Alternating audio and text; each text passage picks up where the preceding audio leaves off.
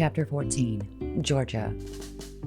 I heaved the box out onto the large table we had set up on the street and dumped it down, catching my breath. "Why do these things have to be so heavy?" I complained to Seth as I started unpacking the box. "Because nothing worth doing is meant to be easy," he replied with that brightness he always seemed to muster in the face of any kind of adversity. It was barely 6 in the morning, but I was already down at the store moving books out onto the table outside, the posters plastered up in the window to announce the book fair was starting at any moment now. I was so proud of all the work we had done, but it wasn't enough to get rid of my anxiety entirely. I still needed this to actually work. We had the permit to do the fair for today and tomorrow, so I knew I shouldn't put all my stock in right here, right now, but it was hard not to wish things into hurrying along a little. We were stacking up a few books outside. I'd carefully curated the collection I wanted to sell in this book fair, choosing books I was sure would be easy to shift. Classics along with a few bestsellers with pretty covers that would catch the eye of anyone walking past. In a matter of hours, I hoped we had managed to move a good portion of them. There were plenty more inside, too, and we had set up a little hot chocolate station where people could get themselves something to drink if they wanted.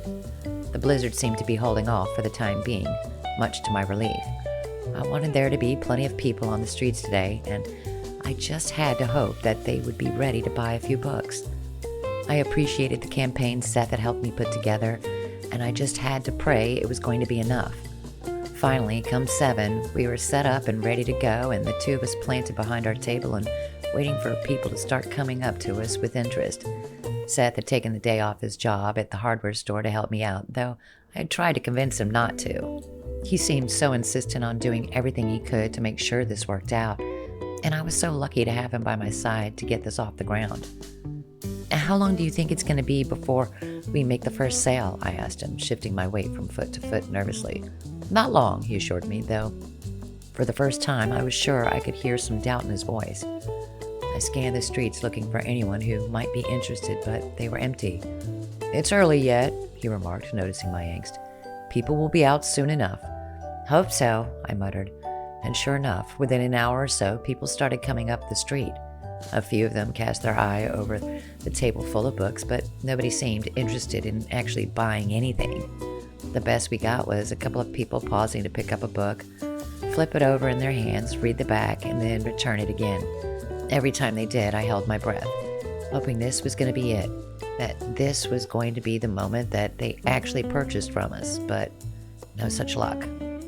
As the morning wore on, I stuffed my hands into my pockets to try and keep warm, doing everything I could to keep from panicking. I could practically see the look on Wharton's face when he had stormed into the shop a few days earlier, how angry he had been with me, how he had told me that I was going to pay for this. Was all of this somehow his doing? I tried not to let my mind stray somewhere so dangerous, but it was hard not to.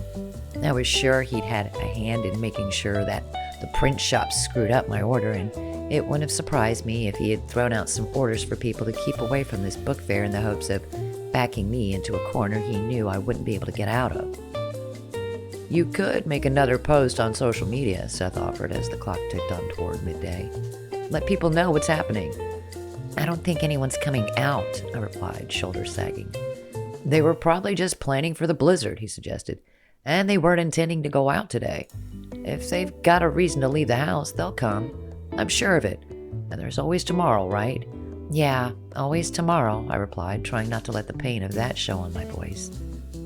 I hated how this was going, hated how all the hope I had built up was starting to drain away, all at once.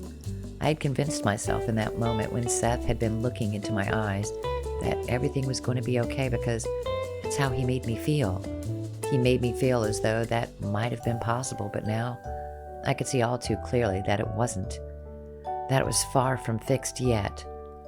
I went to put up another post on social media, hoping this would be enough to attract a few customers. Keeping watch on the table outside as I worked, I chewed on my lip. Okay, I needed to calm down. I needed to stop myself from getting lost in my head. Everything might still turn out all right. I put up the post, but as I did, I heard voices outside. I glanced up to see Seth bickering with someone standing next to the table. I hurried out to see what was going on, and as soon as I stepped outside, I noticed that the sidewalk beneath my feet was slick with something. What's going on? I asked. The man, who looked seriously irritated, was holding a hose in one hand and a large scrubber in the other. I've been sent here to clear the sidewalk, he replied. So you'll need to move the table to... We have a permit to be here, Seth protested. You can't do this some other time, the man shrugged. I've got my orders. Your orders? I replied. What was this? The military? Who from? Seth pressed, though I already knew the answer to that question. Mr. Wharton, the man replied, like it should have been obvious. Look, I can do the rest of the street for now, but in an hour or so, we're not going anywhere, Seth told him firmly. Tell Mr. Wharton. Look, I'm not dealing with him, he replied, shaking his head. I'll work the other side for now, but after that... He shrugged and then moved away from the table. I watched as he began to spray the sidewalk with the power washer he held and felt my stomach sink. Nobody's going to want to come down here while he's spraying water around, I muttered to Seth. Plus, if it turns to ice, this place is going to be a death trap. I know, Seth replied quietly. His eyes narrowed. Wharton must have planned this. Of course he did, I sighed. We should have expected it. We had advertised it all over social media, so it wouldn't have been hard for him to track down information about when and where this was happening and throw some of his cash around to disrupt it. Not that there was much to disrupt in the first place anyway. Seth took my hand and gave it a squeeze. Don't let it get to you, he murmured. It's going to be okay. That guy doesn't want to be here any more than we want him to be. He's not going to cause us any trouble. I tightened my grip on his hand, hoping to the heavens he was right, because I really needed to believe it right now. But as the day wore on, there were still no people visiting our fair. A few people glanced at the books, but that was it.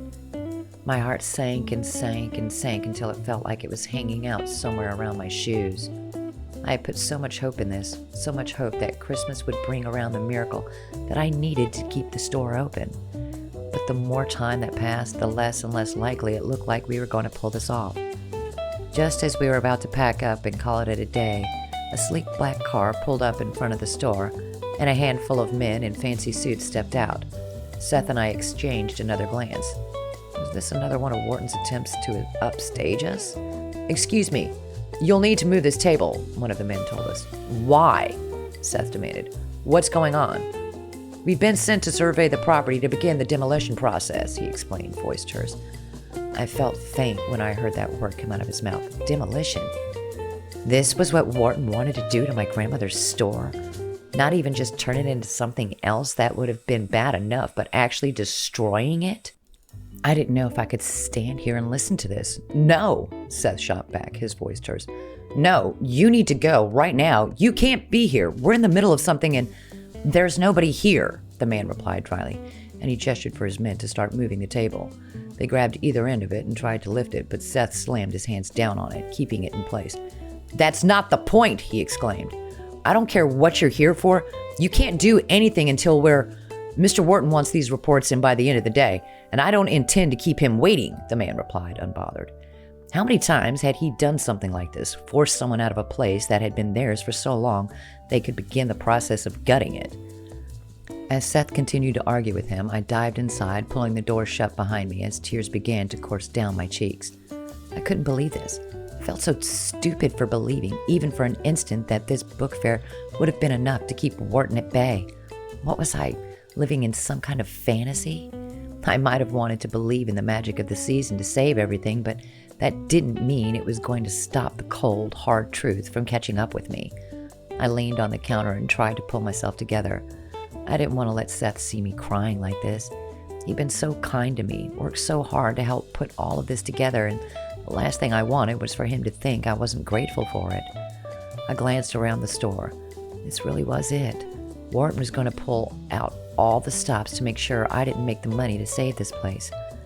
The store was as good as gone, and I didn't know what my life was going to look like without it, or how I would keep on going at all.